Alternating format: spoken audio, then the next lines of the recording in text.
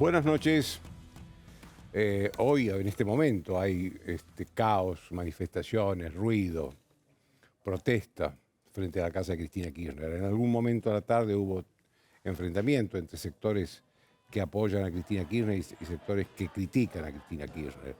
Eh, y yo creo que esta situación no solo es responsabilidad del gobierno nacional, sino también es una estrategia.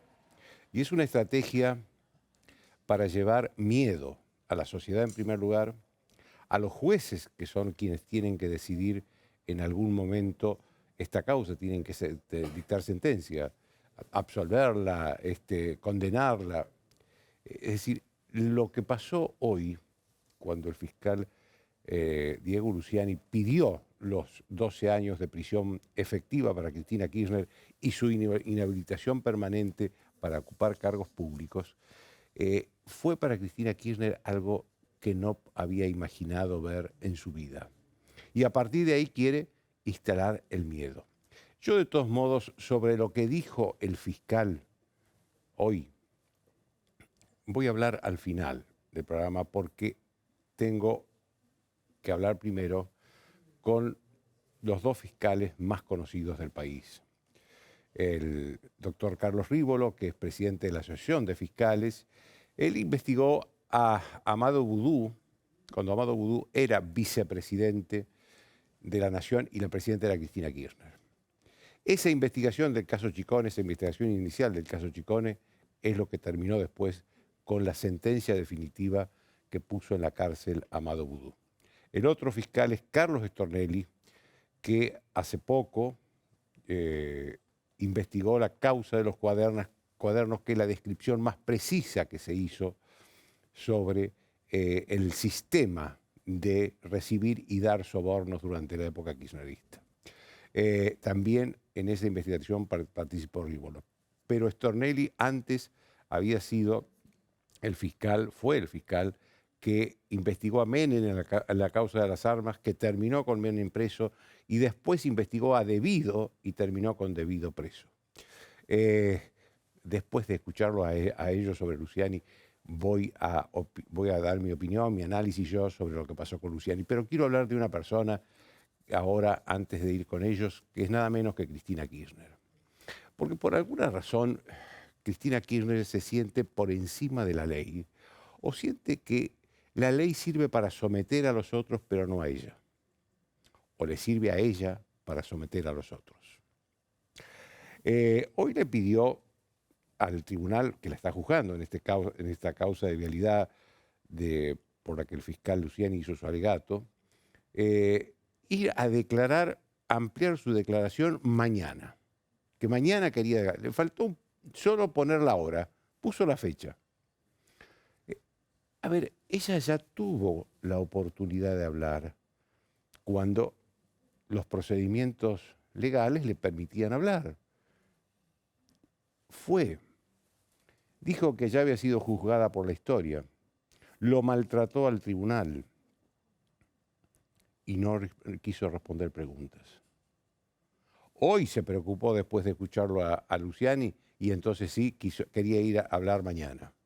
Obviamente ella va a tener la posibilidad de hablar, pero al final ahora empieza el proceso, dentro de 10 días va a empezar el proceso donde los defensores, que está también el defensor de ella, van a hablar para defenderla a ella, el defensor de ella y a los otros imputados. Cuando eso termine y antes de que el tribunal dicte sentencia, va a tener la oportunidad de lo que se llama la última palabra para cada uno de los acusados. Es decir, hay en el procedimiento legal previsto que ella tenga una última palabra antes de que se dicte sentencia. Pero no cuando ella quiere, sino cuando el procedimiento legal se lo permite. Además, no hay ningún antecedente en los juicios orales y públicos, en la que el imputado habla cuando quiere y no cuando el reglamento y el código se lo permite.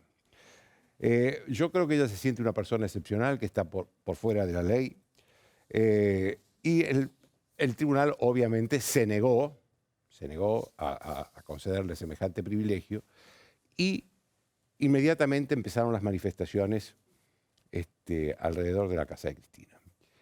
Yo sinceramente creo, por eso creo que es una estrategia lo que está pasando en la casa de Cristina. Es una estrategia para meter miedo en la sociedad, para meterle miedo a los jueces, para vengarse de los jueces, para vengarse del fiscal. En fin, otra cosa que me llamó la atención es que para que el economista Gabriel Rubinstein pudiera asumir como viceministro de Economía, tuviera que pedir perdón a Cristina Kirchner. Porque Rubinstein fue muy crítico de Cristina Kirchner, la acusó de corrupta y de irresponsable, en tuit, en el pasado. Rubinstein es un economista bien considerado por los economistas serios, digamos. Así que yo ahí no voy a opinar, será un economista bueno. Indispensable el cargo que tiene de viceministro, clave porque el ministro de Economía, Sergio Massa, no es economista, es un abogado que para recibir el título demoró 20 años, pero bueno, es abogado, no es economista. Por lo tanto, ese cargo es clave. Yo no voy a opinar sobre las condiciones de economista de Rubinstein. Y voy a tender a creer a los economistas serios que dicen, no, es un economista, es un buen economista. Pero sí no habla bien de la persona de Rubinstein si acepta pedir perdón para asumir un cargo en el gobierno. Si acepta pedir perdón por opiniones que él dio en su momento. Y evidentemente esta es una condición que puso Cristina Kirchner para que este economista pudiera asumir, que le pida perdón públicamente antes. Que es lo que, por eso digo, no habla bien de Rubinstein esto de pedir perdón. Las opiniones son opiniones, es un señor grande, no es que haya cambiado de opinión, hace meses estaba diciendo estas cosas de Cristina Kirchner, corrupta e irresponsable, ahora no creo que haya cambiado de opinión. Sí, ahora apareció un cargo público. Massa lo designó a Rubinstein hace 3 semanas. No lo pudo nombrar, no lo pudo, digamos, lo hizo trascender que lo había elegido como viceministro, pero no lo pudo nombrar hasta que no pidió perdón. Es decir, que acá hay otra cosa excepcional de Cristina Kirchner. Parece o se muestra como la jefa de facto del gobierno. Y ella es solo vicepresidenta. Su tarea está en el Senado, no tiene nada que hacer en el Poder Ejecutivo. El jefe del gobierno es el presidente de la Nación, es Alberto Fernández, quien tiene la facultad de designar o de echar a los funcionarios. Es el único. Ella no puede imponer desde la vicepresidencia designaciones o no designaciones dentro del Poder Ejecutivo. Yo creo que la designación de Rubinstein, de todos modos, conociéndola a Cristina Kirchner, explica que también es una vicepresidenta débil. Es una política débil. Tal vez sea la persona hoy con más poder en el país, pero ese poder es débil. Ella nunca hubiera aceptado nombrarlo a Rubinstein, a ese crítico de ella, si tuviera la mínima sensación de fuerza política. Es la economía, la inflación, la falta de dólares en el Banco Central, el tarifazo que acaban de anunciar, lo que la llevó a aceptar una cosa que nunca hubiera aceptado en condiciones normales. Por eso Cristina Kirchner es también una persona débil. Después de 1 minuto de pausa, los 2 fiscales más famosos del país.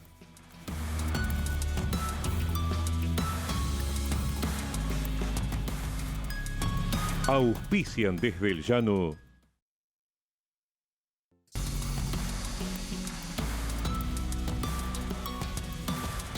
Argentina debe conquistar nuevos mercados para converger con las economías más desarrolladas. Adrián Mercado cuenta con portfolios de inversión, agroindustriales, regionales, de logística, turísticos y portuarios, yacimientos de litio y otros minerales. Llegó la hora de invertir con el que sabe. Llegó la hora de Adrián Mercado Comex.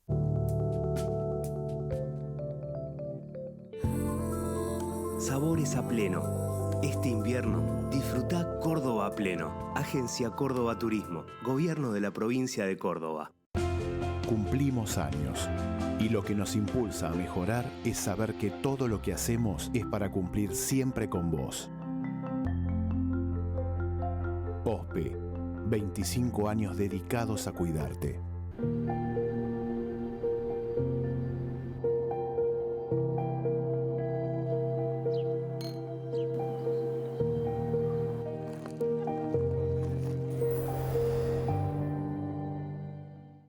Cambia este paisaje por este.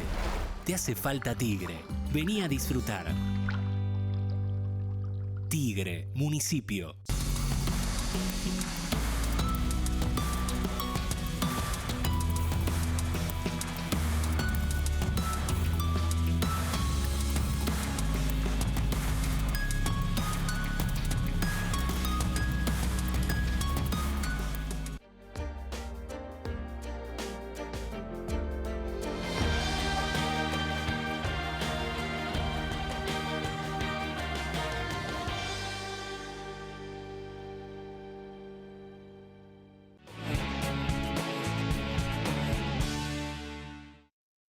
Grupo Petersen, desde 1920, construyendo el país. Todos sabemos lo que representa para la logística de una empresa una flota moderna de vehículos. Por eso, a la hora de renovar el parque automotor, piense en el especialista. Adrián Mercado, subastas online. Banco Ciudad, te quiere ver crecer. A la suerte hay que ayudarla. Con el Mini estás a 6 pasos de tus sueños. ¿Qué esperás para cumplirlos? 654-321 Kini6. En Vicente López la seguridad siempre fue una prioridad. Tenemos más de 2.000 cámaras funcionando y sumamos más patrullas en las calles. Porque cuando de seguridad se trata, no tenemos excusas. Trabajamos para mejorar ayer, hoy y siempre. Vivamos Vicente López.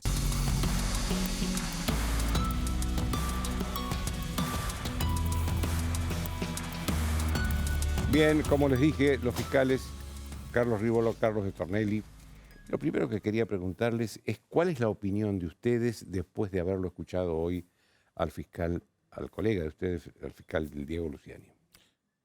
Yo creo que es un alegato muy sólido, más allá de que yo no he participado en esa causa, conozco algunos aspectos por los aspectos colaterales que pueden tener alguna conexión con las investigaciones nuestras, pero me parece que ha hecho una tarea formidable que dignifica al Ministerio Público.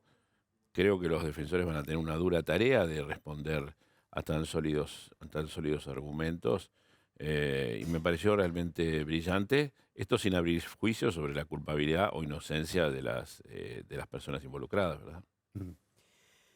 Lo que hizo Luciani hoy, que obviamente repercute por los personajes que está haciendo en juzgado, no es ni más ni menos que lo que se hace todos los días, ahora sin perder la dimensión de este caso. Luciani sobre el final del alegato lo dice.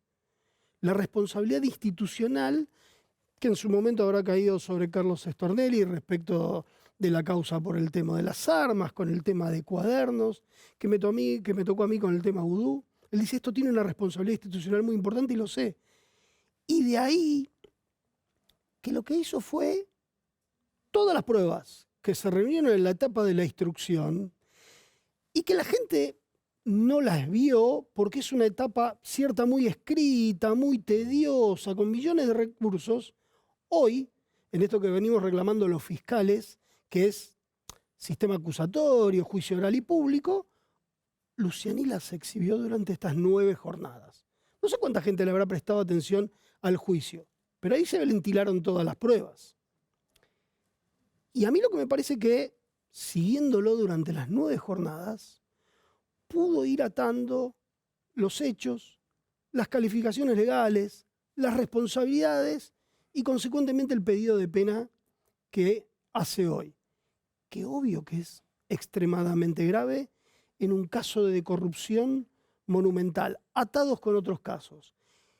Eso fue lo que hizo hoy concretamente Luciani y por el cual se ha desatado una crisis fenomenal en términos de respuestas de sectores que no son de la justicia, tratando de taparlo, impedirlo, que el juicio siga adelante, porque esto es lo que pareciera concretamente y lo que causa cierta y determinada preocupación. Entonces, a mí lo que me parece que el trabajo de Luciani y de Mola ha sido realmente brillante. Ahora, no es todo. Lo acaba de decir Carlos Stornelli. No es todo. Aún siguen siendo inocentes. Ahora hay que escuchar. Hay que ver qué decide el tribunal. 39 jornadas de los defensores que no van a ser fáciles, no van a ser sencillas, van a escudriñar. Pero de esto se trata el proceso. Finalmente, que decida el tribunal. Obvio y claramente que es un proceso de corrupción. Vuelvo a decir lo mismo. No son personajes menores los que están sentados. No es menor lo que se ha expuesto en casi $1.000 millones, en lo que ha sido evaluado casi el monto de corrupción que podría haber ido hacia esas obras o hacia otro lado. Se ha pedido el decomiso. Y solo una cosa muy importante. No se le ocurrió a Luciani decir que además del pedido de pena, sostenía la inhabilitación absoluta perpetua para el ejercicio de la función pública. Esto está en el código. Esto lo narraron los legisladores. Claro. Que cuando un delito de estos se comete, automáticamente claro, lo que viene por detrás es esto. Y esto es lo que pidió. Claro. Me parece que ha atado realmente muy bien todos los elementos de prueba. Y bueno, ahora van a venir, y es lo que corresponde que vengan las críticas. Una de las cosas son las críticas, otras cosas son las presiones, ¿no? Las presiones y las manifestaciones, las presiones públicas y todo esto que está pasando, ¿no? A ver, a mí me gustaría, no me corresponde decirlo a mí, pero alguien debería decirle a la gente que está en este momento en la calle vayan a su casa. Alguien debería calmar esto. La vicepresidenta. No sé quién, pero alguien debería calmar esto. No ayuda absolutamente en nada. Y lo sabíamos. Realmente desde la Asociación de Fiscales lo preveíamos. Que terminado el alegato de Luciani, se vería alguna catarata de críticas. No lo esperábamos del presidente de la Nación una vez más, haciendo lo que es claramente una injerencia que prohíbe la Constitución sobre causas. Claro, y que él se ampara en su pasado como hijo de un juez, como profesor de la Facultad de Derecho, como abogado que ejerció, para opinar y decir que todo lo que se dijo hoy no sirve. Pues debería ser exactamente al revés, aunque obviamente su cargo dentro de la política hace que tenga que explayarse de alguna manera. Debería buscar la forma más delicada de hacerlo, pero no exactamente él. Él lo tiene prohibido. Hubo hoy una declaración de la Asociación de Fiscales repudiando, rechazando estas declaraciones del presidente. Sí, porque aparte como si no se supiera. Ahora volvemos a decir lo mismo, vienen los defensores. El primer defensor, en términos, a ver, de estas cosas a las cuales estamos acostumbrados. Estas son claramente presiones. La realidad es, ¿han hecho mella? No. Las acusaciones en todos los casos han caminado. O en el caso de armas, o en el caso de vudú. Convengamos que cuando se quiere llevar una situación a una crisis muy fuerte, la realidad es que lo que nosotros tendríamos que recordar es que en el caso de vudú, por ejemplo, arrastraron al procurador general. Así es. Entonces, obvio que uno lo ve como presión, pero uno sigue para adelante con esto. Esto es parte del trabajo que nos toca. Carlos, la defensa de Cristina Kirchner dice que el fiscal no expuso ninguna prueba. Por un lado, pero por otro lado ella quería hablar porque dice que expuso pruebas que no conocía. ¿Cómo se interpreta esta contradicción? Bueno, ahí en este momento se abre el compás de los alegatos, de las respuestas al alegato del fiscal, a la acusación tan severa y tan seria que ha hecho el fiscal, y ahí donde tendrán la oportunidad de exponer todos sus argumentos, ¿no? Pero ¿crees que, digamos, que lo que ella pidió hoy, porque ella adujo para pedir esa exposición mañana, que le fue rechazada por el tribunal, que se habían exhibido pruebas, el fiscal había exhibido pruebas que no se conocían, que ella no conocía? No, eso es parte será parte del alegato. Incluso el alegato no tiene solamente que hacerlo el abogado, lo puede hacer la misma persona imputada, ¿verdad? Creo que bueno, hay un tema, una sintonía fina que la maneja el juzgado y el juzgado del tribunal, y es una decisión del tribunal. Yo entiendo que rebatir los argumentos del fiscal es algo que corresponde a los alegatos. A los alegatos de los defensores. A los alegatos de los defensores. Creo que la vicepresidenta está en quinto o en sexto lugar para alegar. ¿Qué es lo que opinan ustedes de esa opción que planteó hoy el fiscal Luciani, corrupción o justicia o corrupción? ¿Se trata de eso? A ver, yo creo que como síntesis de lo que Luciani venía planteando, sí, es obviamente. Él está planteando hechos de corrupción que determinan la existencia de una asociación ilícita, pero fundamentalmente la corrupción pasa por la administración en perjuicio de la administración pública con la pérdida del monto que estábamos explicando. Con lo cual, sí, se plantea un caso de corrupción. Luciani ha mencionado tratados internacionales, ha mencionado que en su criterio lo que hay es una gran violación al artículo 36 de la Constitución Nacional, en términos de que equipara la corrupción con el golpe de Estado, digamos, con la ruptura del orden constitucional. Con la ruptura del orden constitucional. Con lo cual sí, claramente ha mostrado esta faceta y le ha dado una síntesis en este lugar. Yo creo que también en parte de lo que señalaba Carlos, a ver,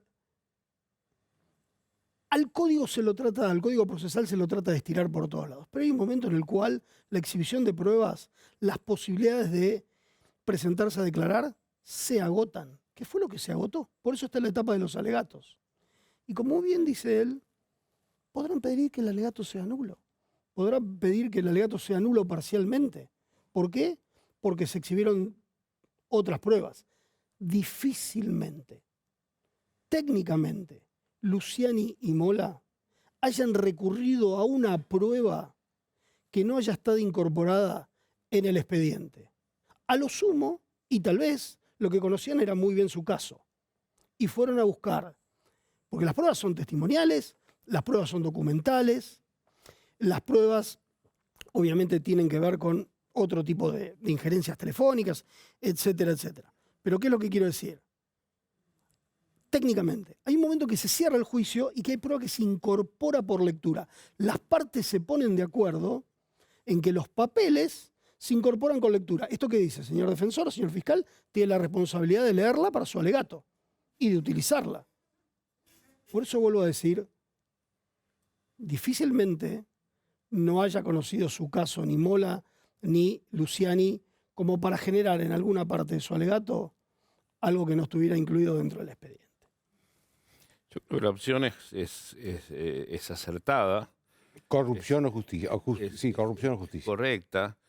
Creo que lo que se ha visto hoy es una tarea titánica, no solamente titánica desde el trabajo del expediente, sino haber logrado que un juicio de mega corrupción llegue a esta instancia.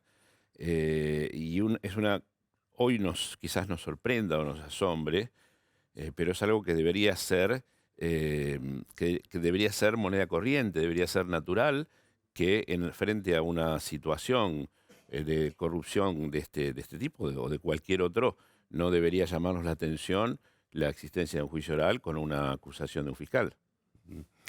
Hoy Massa, el ministro de Economía, dijo que es una modificación de hecho del Código Penal suponer que un presidente de la Nación tiene que estar al tanto o conocer lo que hace cada funcionario por abajo. Es decir, dijo, Cristina no estaba tal vez al tanto, lo que hacen los otros funcionarios no puede ser. Ahora, ¿esto es posible que sea así? Depende del caso concreto.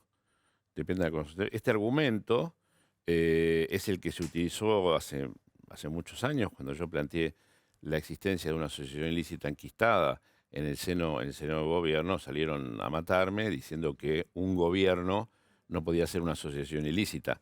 Nadie había dicho eso, obviamente, sino que había personas que estaban en determinados cargos que podían haber integrado una asociación ilícita. Creo que quizás hay muchas apreciaciones que se hacen desde afuera, sin la responsabilidad que tiene el fiscal Luciani o que tienen los jueces, sin conocer el expediente, y bueno, que tal vez sean muestras de apoyo político o manifestaciones de cariño o de lealtad o determinadas cuestiones que quizás no tengan que ver con la prueba tasada en el expediente. Ahora, es raro, doctor Rivolo, que en un mismo día el presidente y la persona que tiene más poder hoy en el gobierno, que es el ministro de Economía, se pronuncien sobre, no, ni siquiera sobre una sentencia, sobre el alegato de un fiscal. Yo no lo había visto nunca antes esto. No. Sí habíamos visto en un par de oportunidades y la Asociación de Fiscales llamó la atención sobre dos manifestaciones del presidente, una vinculada a la causa de Nisman. No recuerdo exactamente cuál fue la segunda y esta es la tercera oportunidad que nosotros llamamos la atención. El presidente es reincidente, digamos. Totalmente. Totalmente. Por eso dijo ¿Eso para Joaquín, ustedes es una ruptura de la división de poderes? Sí, lo ponemos en el comunicado, que la verdad pedimos más prudencia vinculado con esto. A ver, hay ciertas ideas vinculadas con la ruptura del sistema de la división de poderes que muy de a poco se vienen instalando y que ni siquiera son discutibles. Parecen normales. Por ejemplo, ¿por qué no eligen a los jueces y a los fiscales? Entonces, la primera pregunta que yo debería hacer concretamente es, ¿quién me va a pagar la campaña? ¿Qué es lo que tengo que salir a prometer? ¿Más condenas, menos absoluciones, que estoy a favor de uno, que estoy a favor del otro? Porque en Estados Unidos eligen los fiscales. Solamente algunos fiscales estaduales y fiscales de los suburbios, de los counties. La realidad es, no pasa por otro lado y por un margen extremadamente corto.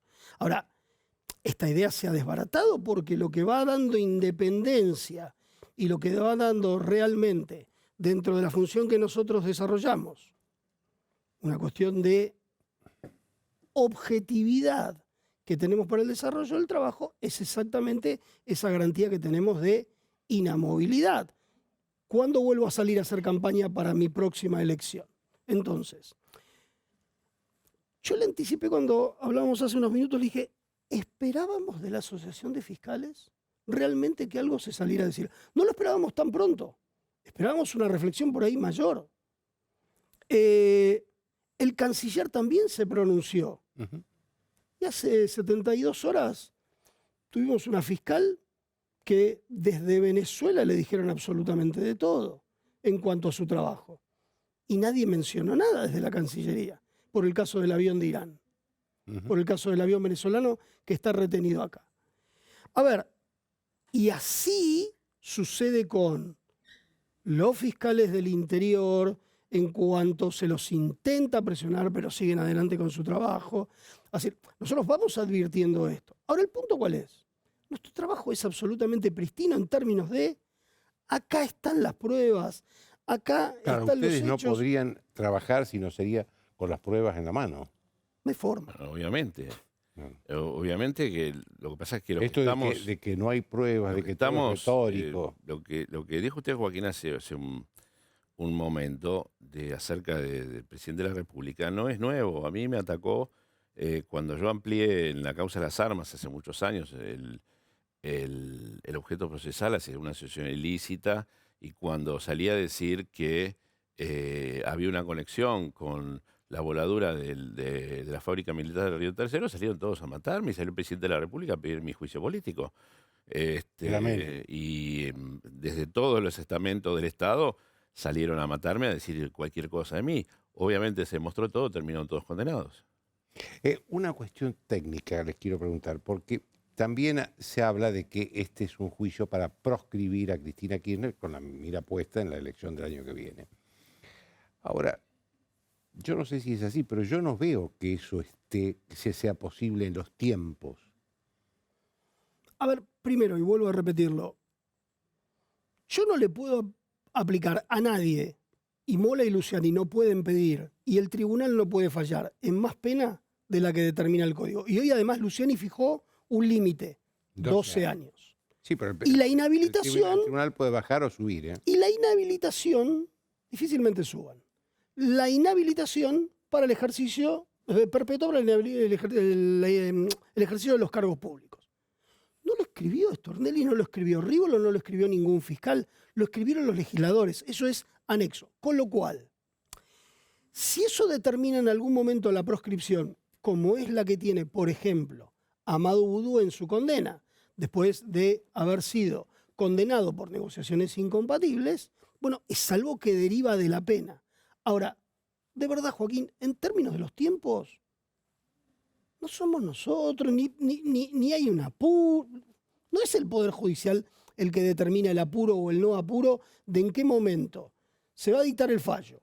Irán a casación y posteriormente va a la Corte en esta cuestión que algún día tenemos que discutir también sobre lo que es el concepto de la sentencia firme, que recién va a ser esto cuando la Corte termine de fallarlo, y la realidad es que había un proyecto anterior que era cuando los tribunales de casación decían en definitiva o denegaban los recursos o consentían la condena. Pero bueno, no es una cuestión de... Debería decir, nos importa poco ese tema y esa construcción. Esta construcción nueva que le sigue al camino del famoso lawfare. O alguien vio durante 9 jornadas que en algún momento hubiera un costado político del alegato. Es más, hasta explicó por qué son justiciables los actos que desarrolla un gobierno, sobre todo cuando son actos vinculados a la corrupción y decisiones políticas que están vinculadas a la corrupción. Me parece que no le cabe de ninguna manera el sallo al sistema judicial en términos de una mentada proscripción. De nadie. Les quiero preguntar sobre la situación de Luciani, digamos, si puede haber presiones, campañas sobre él, pero necesito un minuto de pausa y volvemos. Una pausa.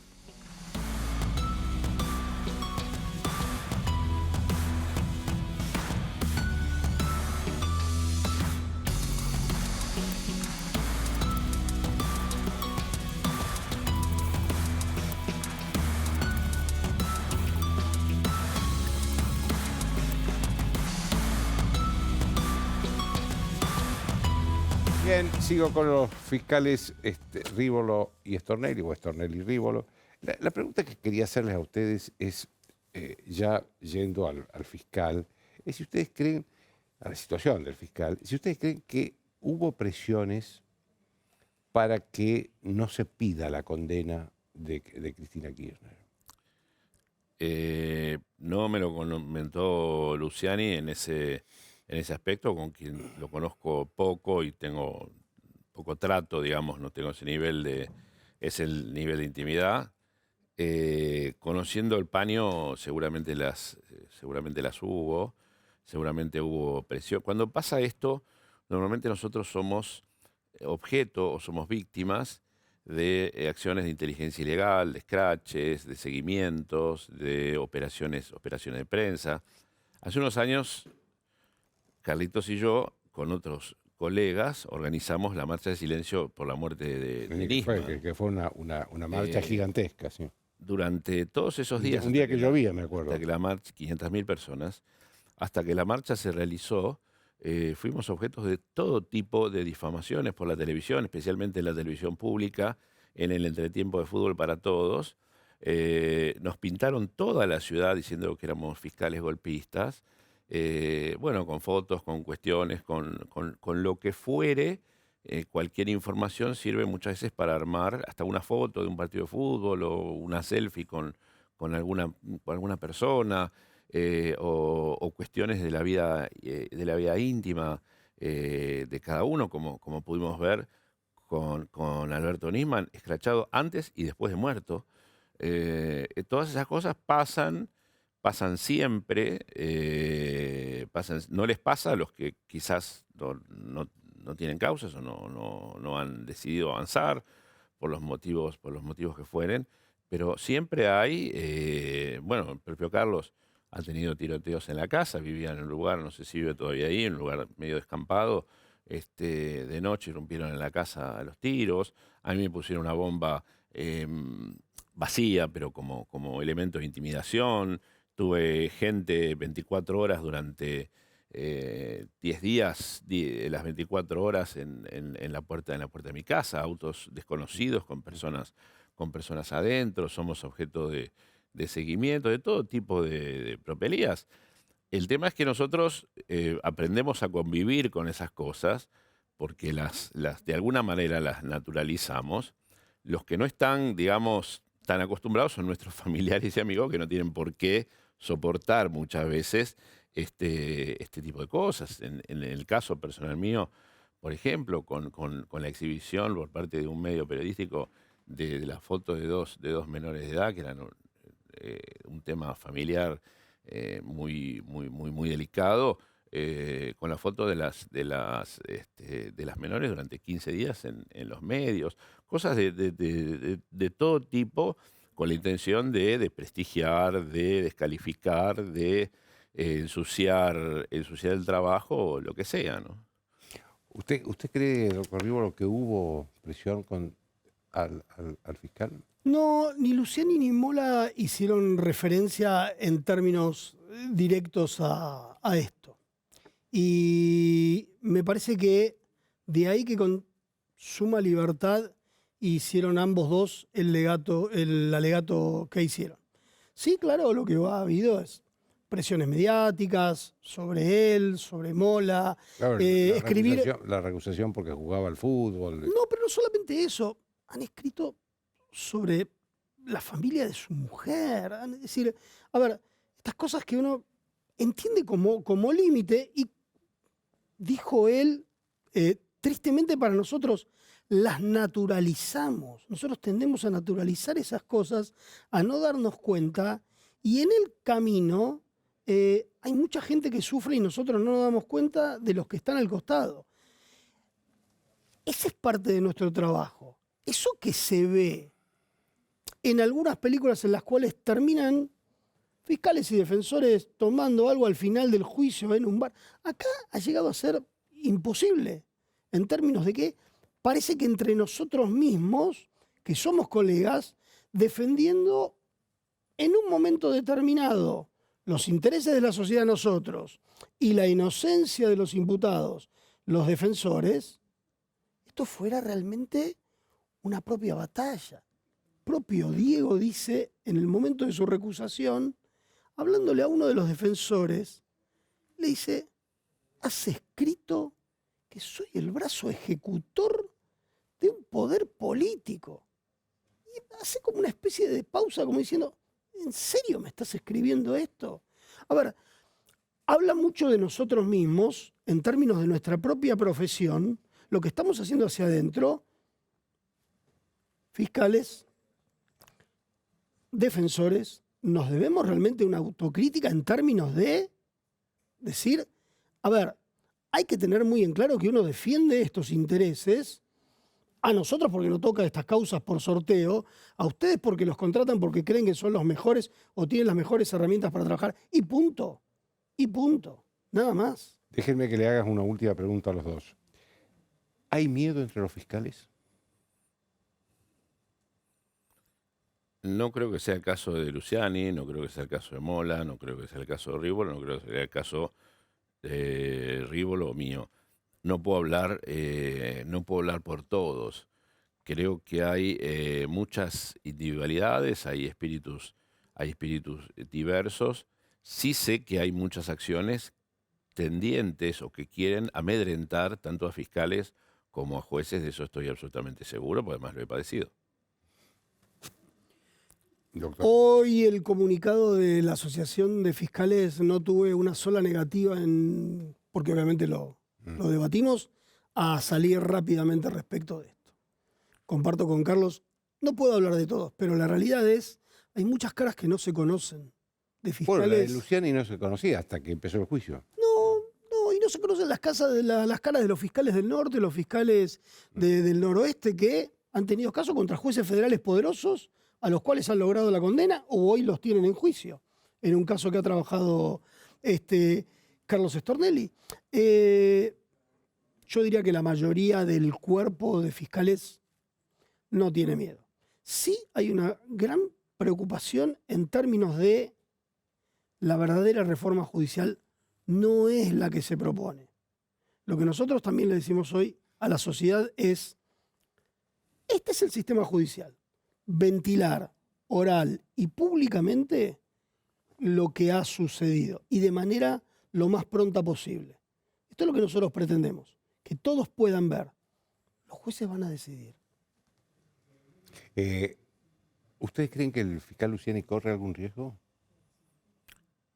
Todos corremos riesgos y cuando trabajamos en pos de la verdad siempre hay un riesgo y siempre hay un riesgo de vuelto. La experiencia me indica que sí.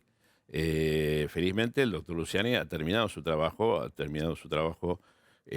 tranquilamente, lo cual aventa algunas sospechas de que pueda suceder cosas de este tipo, pero cuando hay cuestiones con intereses tan profundos, y no estoy hablando ni haciendo acusaciones contra nadie, es muy probable que aparezcan cuestiones, denuncias bueno, lo que ya vemos siempre y lo que estamos habituados. Comparto lo que dice Carlos. Yo creo que Luciani y Mola, más allá de la protección normal que tienen como fiscales en casos emblemáticos hoy, lo que tienen fundamentalmente es, y esto hay que tener muy en cuenta, tienen un desabandono del Estado en términos de apoyo bastante importante. De este juicio se retiró la UIF. Y déjame hacer la comparación con esto. En la investigación del caso de Nisman no estuvo el Estado estuvo para atacarlo, como dijo Carlos, antes o después.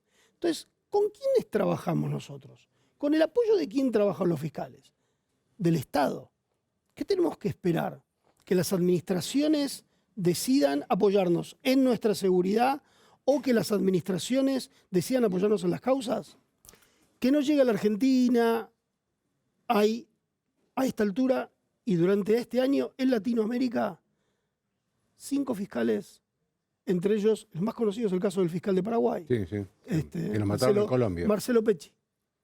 Joaquín, es responsabilidad del Estado Nacional velar y cuidar la seguridad integral de los fiscales, de los jueces, de los testigos protegidos, de los imputados colaboradores, de los muchos e importantes denunciantes de causas de corrupción, porque todas estas causas que nosotros investigamos han tenido denunciantes que han sido valientes, de los arrepentidos que han confesado y que han contado entramados de protección espeluznantes.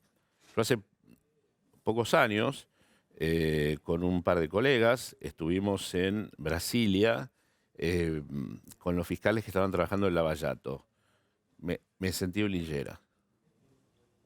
Por la falta de recursos, por el nivel de protección que tenían los fiscales. Nosotros estamos librados a nuestra suerte, casi, digamos, con apenas alguna consigna, con lo que el Estado puede brindar, pero realmente es muy poco, ¿no? Y bueno, y hacer un seguimiento importante de los, digamos, de los testigos protegidos o los imputados colaboradores protegidos que a veces están en manos de los propios que han denunciado o que han delatado. El nivel de desprotección que tenemos es fenomenal. Les agradezco a los dos que hayan estado. Gracias por la invitación. Después de una pausa, yo voy a hacer el comentario y el análisis sobre lo que dijo hoy el fiscal Luciani.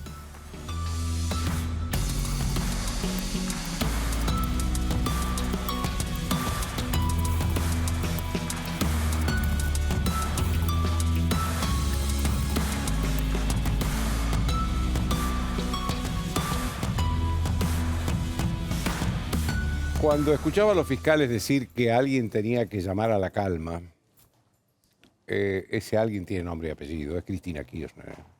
Que en lugar de incitar, como hizo hoy en los tweets, para que la gente vaya a su casa a protestar, tendría que haber llamado a la calma y que cada uno vaya a su casa y agradecer los apoyos. Pero en lugar de eso, incitó a que vayan a su casa.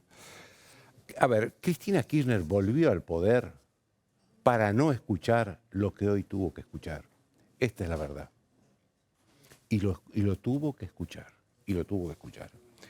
Hoy yo lo escuchaba a Jorge Lanata a la mañana preguntarse por qué la sociedad, el 48% de la sociedad, había votado en 2019 a una fórmula integrada por Cristina Kirchner cuando durante todos estos años se conocieron muchas denuncias de corrupción de la administración de los Kirchner. ¿Por qué el 48% de la sociedad ignoró esas denuncias y votó?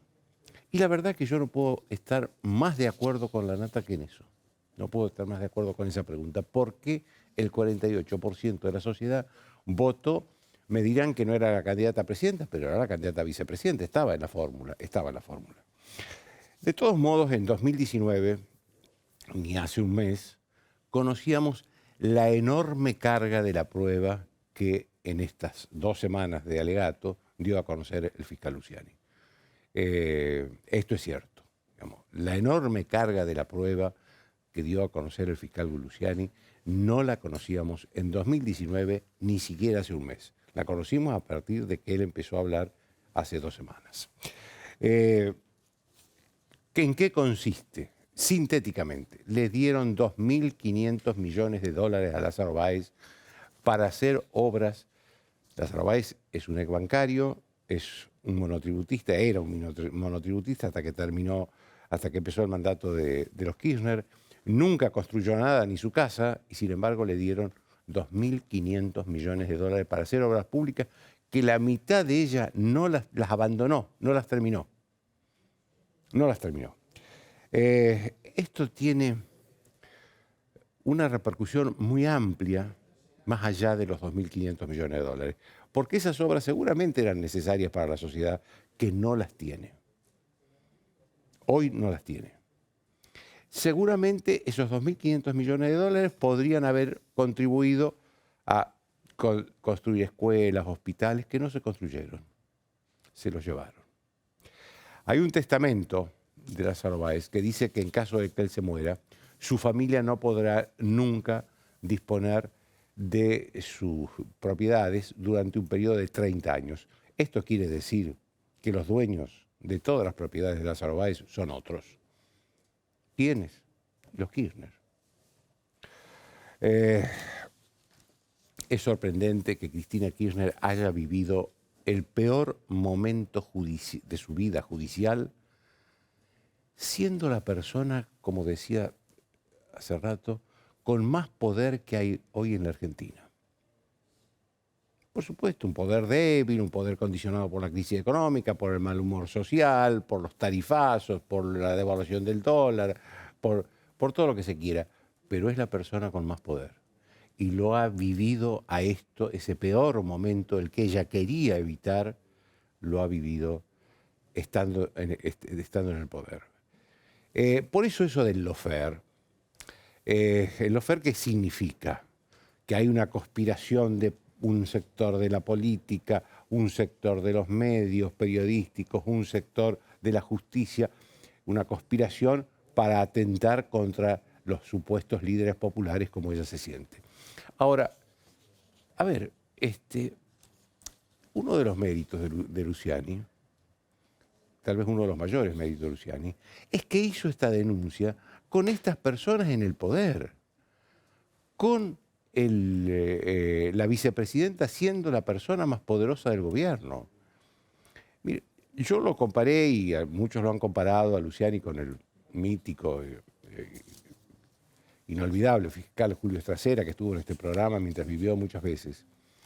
Pero la verdad que Estracera acusó a un gobierno, a un poder que ya no estaba en el gobierno. La dictadura se había terminado cuando se hizo el juicio a las juntas militares. Es decir, acá estamos por primera vez asistiendo a un juicio de esta dimensión con gente que está en el poder. Con gente que está en el poder.